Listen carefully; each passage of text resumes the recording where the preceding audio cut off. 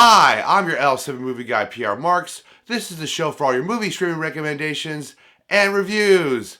Let's get started. First up we have is a limited series called His and Hers, a 6-episode murder mystery thriller based on an Alison Feeney novel. It's starring Tessa Thompson as a news reporter and John Berthal as a detective who are estranged exes that are forced to work together on a murder case in a small Georgia town, where they become suspects themselves as well as uncover dark secrets. You hiding something? Now, going into this one, I had my doubts for sure, but my brother said I should check this one out. And I have to say that I'm very happy that I did because of how well the series kept me guessing until the very end. That's fantastic! Of course, the production value in this is decent for all its cinematography, lighting, and choices of location that works for a modern age thriller, which does a very good job of making you feel like you're part of this small town environment as well as community. I've always wanted to be part of a community. But what the series does actually beautifully is the storytelling tone and the editing of pacing. For when something chaotic happens like a murder, it really takes twists and turns that oddly seems typical but fresh at the same time. That really made me want more answers and impatiently couldn't wait until the next episode. I can't wait. I can't wait. This is credited to the director for all his effort, patience, as well as careful careness that was put into this series. You can ultimately see this and feel this through building up of tension and dark toned secret moments of certain scenes and characters. Well, that got dark. Speaking on characters and the actors who played them, I would say they were all equally good or decently average. For example, our two main protagonist characters were pretty decent with their performances when portraying a broken, separated married couple. I want a divorce. That for sure gave us the typical obvious moments of being sad, lost, and depression of the backstories as well as the tearjerker scenes. Stop crying. Stop.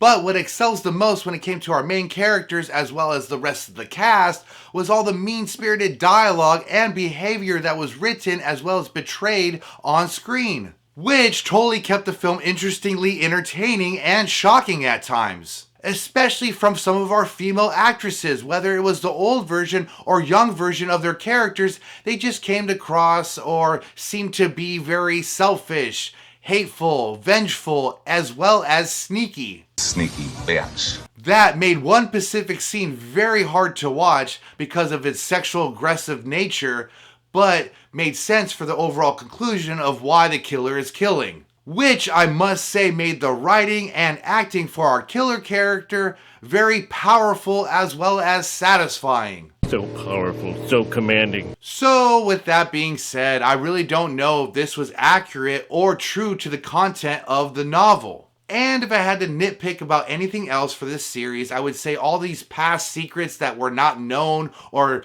how they never eventually just got out in a small town like this really did not make sense. That does not make sense. As well as the series being also kind of a slow burn in certain moments that might be boring for some. But either way though, I would highly recommend this one to all my friends, and also for its awesome big twist reveal ending alone is why I'm going to give this one a yay. As for an audience thumb scale though, it's going to be a 3 out of 5.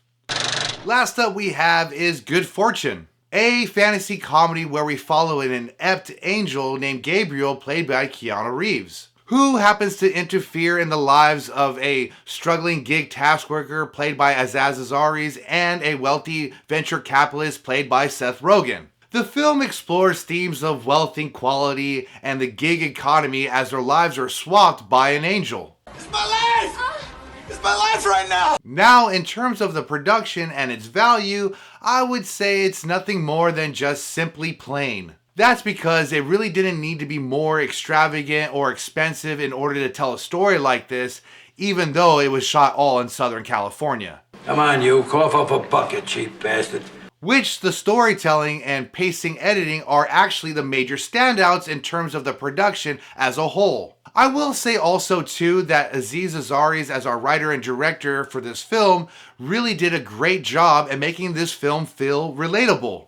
No, I totally get that. And he was able to also tap into the human spirit of the average worker in today's society, as well as even poke fun of the privileged, rich, clueless elite of the business world. You're fired! But adding this angel helper / swapping lives concept is where I feel like the film had the problem of thinking it was more clever or innovative than it really was. Sure, it does help out building up of the comedy aspect, but the overall idea has been done so many times before is where I think the film has the most problems. For sure.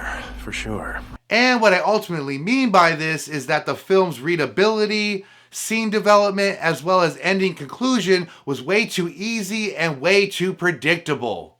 Who saw that coming? I did. As for the acting in this, I felt like it was trying to give out moral life lessons, or the idea of trying to walk a mile in somebody else's shoes, or even life. I know what most of you are thinking. Hey, that guy stole my shoes. Which our three main characters did a pretty good job with their performances when portraying these concepts with their dialogue as well as actions throughout the film. I did feel though, however, whenever Aziz and Seth Rogen were playing the selfish, rich, carefree version of their characters, that they weren't really actually acting. All acting is real acting. But more like they were playing a funnier version of themselves. What actually mostly succeeded though when it came to their acting was whenever they were playing the broke, hard-working versions of their characters. Work is always hard. That's because not only was it relatable and depressing for many of us working stiffs, but had the more funnier involving moments in the movie. And was also very eye-opening in how unbalanced the world that we live in is, involving certain things like non-union workers or being replaced by AI or robots. I am not a robot. I am a human being. As for Keanu Reeves, on the other hand, I really couldn't tell you much about his performance as a sympathetic dreamer angel other than basically not good. Which I really do like Keanu Reeves as a person as well as an action star, but in this one he was just a little too monotone as well as boring with his performance. Terribly unexciting. In the end, this was an okay version of that Dan Aykroyd and Eddie Murphy film called Trading Places. But of course with an angel character and a modern day age workforce element added in. That unfortunately just wasn't as funny enough or deep enough during its runtime for me. Oh man, where did the time go? This is definitely something that you could just wait a while before you watch it or just do chores around the house while you're watching it. So that is why I'm going to give this one a nay. But for an audience thumb scale, I'm going to give this one a 3 out of 5. Well, that's all the time we have. As always, smash that like and subscribe button. And if you liked any of the movies we discussed, please leave a comment down below. Thank you for watching, and may the movies be with you. Lates.